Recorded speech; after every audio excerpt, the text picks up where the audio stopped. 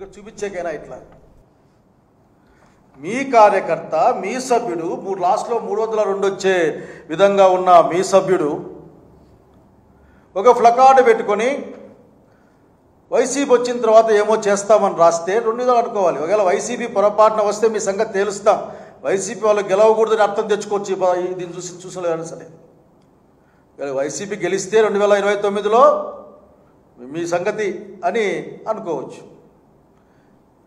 కనుక దీన్ని మీరు ఒక కుట్రపూరితంగా జగన్మోహన్ రెడ్డి గారికి వస్తున్న అపూర్వమైన ప్రజాదరణని చూసి తట్టుకోలేక దాన్ని ఏదో విధంగా డిస్టార్ట్ చేసేందుకోసం దీన్ని వార్తాపత్రికలకో లేకపోతే మీడియాకి అందించిన వాళ్ళు ఎవరు? అక్కడున్న వాళ్ళు చూడలే, ఎవరు చూడలే. దానికి పెద్ద ప్రచారం ఇచ్చింది రామానాయుడు గారు అనుకుంటా, బహుశా ఆయన మంత్రి గారు తెలుగుదేశం పార్టీ ఆఫీసులో కూర్చొని దీన్ని ఆయన ప్రచారం చేస్తే వివిధ మాధ్యమాలు వాళ్ళకు అనుకున్న మాధ్యమాలు దాన్ని ముందుకు తీసుకెళ్ళాయి. ఇక్కడ అడగాల్సింది ఒక్కటే, ఎవరిని మోసం చేద్దామని, ఎవరిని ప్రజల్ని ఏ విధంగా మోసం చేద్దాం ఆలోచన తప్ప ఇంకో ఆలోచన రాదా? పథకాలు ఇమ్మంటే మోసం చేస్తారు, మభ్యపుచ్చుతారు. చివరికి జగన్మోహన్ రెడ్డి గారి ఆదరణను చూడలేక, ఆయనకున్న ప్రజల యొక్క మద్దతును చూడలేక మీరు ఆఖరిగా మీ అబ్బాయిని పంపించారు కదా. నేను ఈ అబ్బాయిని చూసి జాలిపడతా ఉన్నా. నేను మీ యొక్క కుట్రలో భాగమయ్యాడు ఈ అబ్బాయి అని. మీ సభ్యుడు ఫోన్లో ఆ అబ్బాయి కాదని మీరు మాట్లాడతారా? అయ్యా ఇదిగో ఎన్నికలకు ముందు ఆయన ప్రవీణ్ అనుకుంటాను, భాష్యం ప్రవీణ్ గారు అనుకుంటాను, ఎమ్మెల్యే గారు. ఆయన సమక్షంలో వాళ్ళ నాన్నగారు తెలుగుదేశం పార్టీ కండువా వేసుకున్నది ఇదే కదా. అంటే కుటుంబం యావత్తు కూడా తెలుగుదేశం పార్టీలో ఉందన్నమాట వాస్తవం కదా. ఇప్పుడు ఆ కార్డు ఎక్స్పైరీ కూడా 26 దాకా ఉంది. కుట్ర మీ దగ్గర నుంచి మొదలైందని నేనంటే ఏం సమాధానం చెప్తారు మీరు? కుట్ర ఆఫీసులో తయారు చేయబడిందంటే ఏ సమాధానం చెప్తారు మీరు? ఎందుకు అనుమానం? అట్లా పేపర్లు అట్లున్నాయి, ఉన్న సాక్ష్యాలు అట్లున్నాయి, చూపిస్తారు, మీరు ప్రచారం చేస్తారు, మళ్ళీ పైగా మీరు ప్రతి ఒక్కరూ మాట్లాడే ప్రయత్నం చేస్తారు. ఈరోజు అనేక సినిమాల్లో అనేకం చూస్తూ ఉంటాం. నేను ఒక సినిమాలో చూసిన 2 ఒకటి కాదని, అదేదో సినిమాలో ఎంత ఒక పోలీస్ ఆఫీస్లో సిబిఐ ఆఫీస్ అడుగుతాడు, ఇంత అన్యాయంగా అంటే అవి వేరే ఇది వేరే 2 ఒకటి కాదని ఒక డైలాగ్ ఉంటుంది వాళ్ళ బావమరిది గారిది. సినిమాల్లో డైలాగులను పట్టించుకొని పోవద్దని పాపం పవన్ కళ్యాణ్ గారు కూడా చెప్పారు. ఆయన కూడా ట్వీట్ చేస్తూ ఆ ట్వీట్లో ఆయన ఒక మాట మాట్లాడుతున్నాడు, సినిమాల్లో అనుకుంటాం, ఎందుకంటే పాపం కనపడటం లేదు ఈ మధ్యకాలంలో పవన్ కళ్యాణ్ గారు. సినిమాల్లో డైలాగులు హాల్ వరకు బాగుంటాయి, వాటిని ఆచరణలో పెడతాం, ఆ డైలాగ్ అనుగుణంగా ప్రవర్తిస్తామంటే ప్రజాస్వామ్యంలో సాధ్యం కాదని మరి ఆయన చెప్పాడు కదా. దీన్ని మీ పార్టీ వాళ్ళకి సంబంధించిన వ్యక్తి ఒక ప్లకార్డు పట్టుకొని మీ ఫోటోలకు చిక్కి మీ యొక్క టీవీలకు చిక్కి మీ ద్వారా దాన్ని బయటికి పంపించి మీరు చేస్తే దీన్ని ఏమంటాం? Why don't you call this as a conspiracy? జగన్కున్న అపూర్వమైన ప్రజాదరణ చూడలేక తెనాలి నుంచి వచ్చిన తర్వాత 4వ తారీఖున వెన్నుపోటు దినం లక్షలాది మంది ప్రజలు రాష్ట్ర వ్యాప్తంగా పాల్గొన్న తర్వాత మీ భవిష్యత్ రాజకీయాలకి ఏమైపోతాయో అన్న భయం మీ దగ్గరికి వచ్చింది. ఇవన్నీ అక్కడి నుంచి వచ్చినవే కదా. దేనికైనా ఇప్పుడు మాట్లాడే అనేక మంది మంత్రులు, అనేక మంది ఒక్క సమస్యకైనా సమాధానం చెప్పారా? రైతులకి కష్టం వస్తే సమాధానం చెప్పారా? లేక మహిళలకు కష్టం వస్తే సమాధానం చెప్పారా?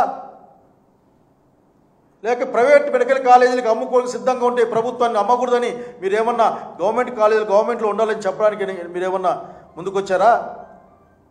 1,50,000 కోట్ల రూపాయలు అప్పు చేసే చంద్రబాబు నాయుడు గారు ఇది ప్రజల డబ్బు, ఇది ప్రజల కోసం వెళ్ళాలని చెప్పడానికి మీరు ముందుకొచ్చారా? మీ నోట్లోంచి మాటలు రావు. కొద్దిమంది చాలా అప్పుడప్పుడు వచ్చి మాట్లాడతారు. అనంతపురం జిల్లాలో రామగిరిలో, పాత అనంతపురం జిల్లా రామగిరిలో ఒక చిన్న అమ్మాయి 14, 15, 16, 18, 20 దాకా కూడా అమ్మాయిని అత్యాచారం చేశారు. ఆ అమ్మాయి 7 నెలల గర్భంతో ఉంది. వాళ్ళ నాన్నగారు చనిపోయారు. తెలుగుదేశం పార్టీకి సంబంధించిన ఫ్యామిలీ అది. ఒక్కరైనా మాట్లాడారా? సందర్శించారా? కన్సర్న్ వాళ్ళు కూడా వచ్చి ఇక్కడ పోయారా? లేదే. ఇప్పుడే అంత ఎగేసుకొని మాట్లాడతారు మీరంతా. తొందరలో ఏమైనా మీ ప్రభుత్వంలో ఏమైనా మంత్రివర్గం షఫ్లింగ్ ఏమైనా ఉందా? లేకుంటే ఏమైనా పునర్నిర్మాణం ఏమైనా ఉందా? దీనికి పరాకాష్ఠగా పెద్దలు పాపం 70 ఏళ్ళలో 77 ఏళ్ళలో ఉంటాయి. అతి కష్టం మీద దుర్గేష్ గారిని పక్కకు పంపించి రాజమండ్రిలో సీట్ సంపాదించుకున్న ఇప్పటికి కూడా పూర్తి స్థాయి ప్రాధాన్యత లేని చౌదరి గారు, గోరట్ల బుచ్చయ్య చౌదరి గారు మాట్లాడుతూ ఎంత పెద్ద మనిషి ఏం మాట్లాడుతూ ఉన్నాడు ఆయన? కనీసం చూశారా? జగన్మోహన్ రెడ్డి గారు ఏం మాట్లాడారో విన్నారా? యుక్తాయుక్త చక్షణ జ్ఞానం లేకుండా నిన్ను చంపేస్తే నిన్ను చంపుతాం, జగన్ గారి తల నరుకుతాం, నరికితే తప్పేంటి? ఏం చెప్పాలనుకుంటున్నారు మీరు? ఆంధ్రప్రదేశ్ రాష్ట్ర రాజకీయాల్ని వీధుల్లో తేల్చుకోవడానికి తయారు చేస్తూ ఉన్నారా మీరు? ప్రజాస్వామ్యాన్ని కాలరాసి మీకు భయం పుట్టుకొస్తూ ఉంది. జగన్మోహన్ రెడ్డి గారి పేరు విన్నా అది నిరంతరం తలుచుకుంటూ ఉంటారు. ఒక సినిమా ఫ్లెక్సీ అంశాన్ని మీ కార్యకర్త, మీకు సంబంధించిన వాడు, మీ మెంబరు, మీ వాడు, మీ పార్టీలో ఉన్న ఫ్యామిలీ దాన్ని తెచ్చి అక్కడ పెడితే దాన్ని అదునుగా ఆసరాగా తీసుకొని మీరు ఇంత కాన్స్పిరసీ వార్తల్ని కాన్స్పిరసీని స్ప్రెడ్ చేస్తూ ఉన్నారే. మేము అడగకూడదా మిమ్మల్ని? ఈ విధంగా అనుమానం మొదలైంది అందరికి కూడా.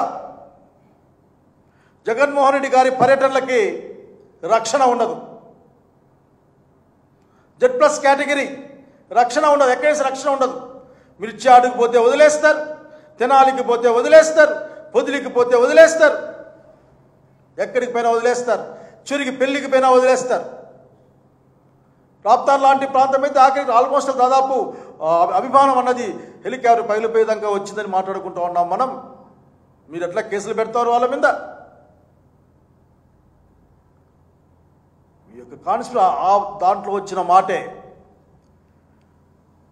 ప్రతిపక్షాన్ని, జగన్మోహన్ రెడ్డి గారిని భూస్థాపితం చేస్తాయని ముఖ్యమంత్రి గారు తన స్థాయిని తగ్గించుకునో మర్చిపోయో, లేక కేవలం రాజకీయ నాయకుడిగానో, లేక తెలుగుదేశం పార్టీ అధినేతగానే భావించి ఆలోచించి ప్రతిపక్ష నాయకుడిని భూస్థాపితం చేస్తాను, నేను భూస్థాపితం చేసే మార్గంలో ఉన్నాయని చెప్పిన దానికి ఈ కుట్రలో భాగం కాదా? కాదంటే మీరు ఏం సమాధానం చెప్తారు? భాష గురించి మాట్లాడతారా? మీ వీడియోలు పంపిస్తాం, మీకు చూసుకోండి. వాళ్ళ అమ్మ మొగుడనో వాళ్ళ నాయనమ్మ మొగుడనో రకరకాలుగా మాట్లాడారు మీరు. ఇంకా పెద్ద పెద్ద భాష వాడారు మీరు.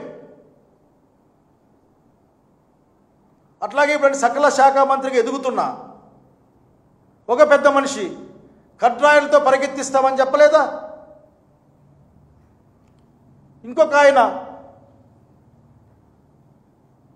దేవునికి మొక్కోండి మీరు, అధికారులు మేము వస్తే మీ సంగతి నీకు పెద్ద డైలాగు.